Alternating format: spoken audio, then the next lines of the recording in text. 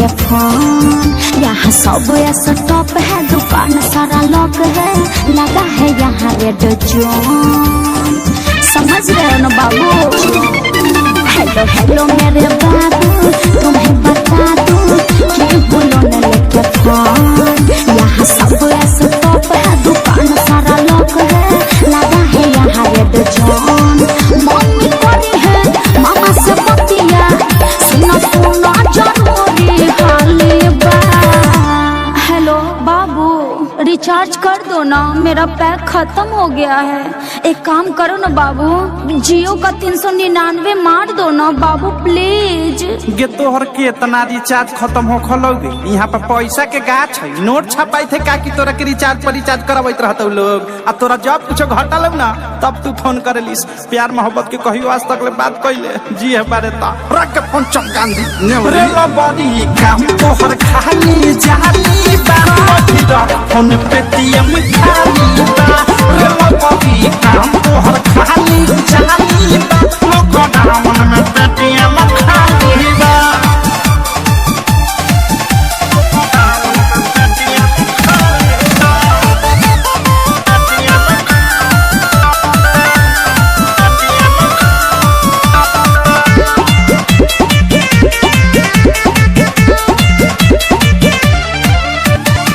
ऐसे न बोला जानू, बुझो मजबूरी। माफ कर झूठी बनाओ अभी दूरी, बनाओ अभी दूरी।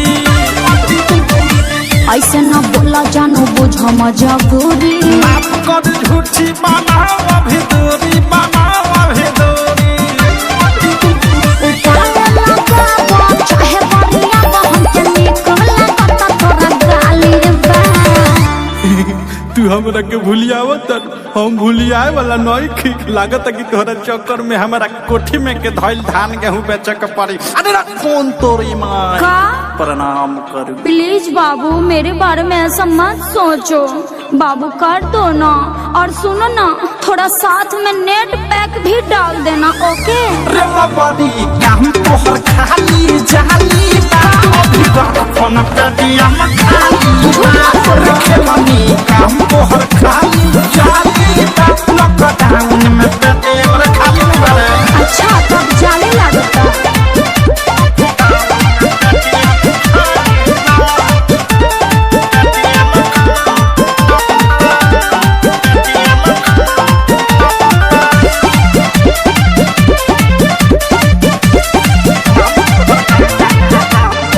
करते हो प्यार यदि बात नहीं टालो, दू दिन से नेट पैक डालो रे, नेट पैक डालो प्लीज ना।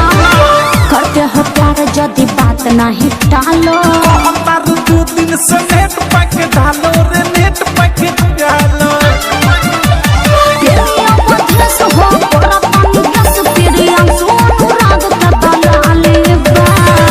बाबू मेरे सोना प्लीज, रिक्वेस्ट कर रही हूँ, कर दो ना बाबू प्लीज, रिचार्ज कर दो ना बाबू।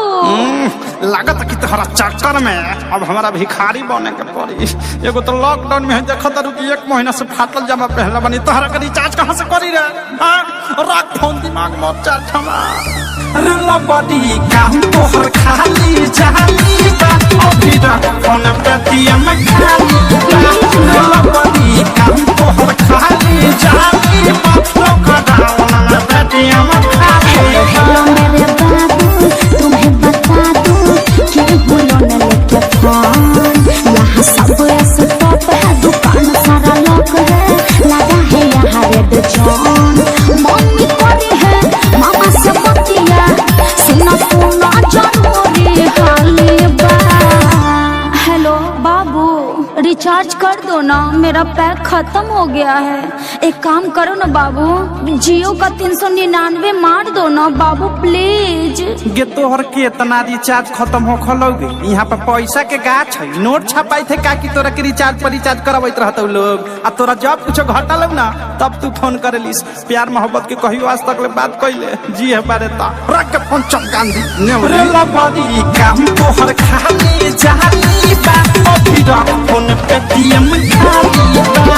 रे बड़ी काम तोहर खाली जाली बा, लॉकडाउन में पेटीएम खाली बा। साचो बाबू। RCM म्यूजिक न्यू ऐप अभी डाउनलोड कीजिए हमारे गूगल प्ले स्टोर से और पाए भोजपुरी लोकगीतों का एक से बढ़कर एक ऑडियो वीडियो सॉन्ग बिल्कुल मुफ्त।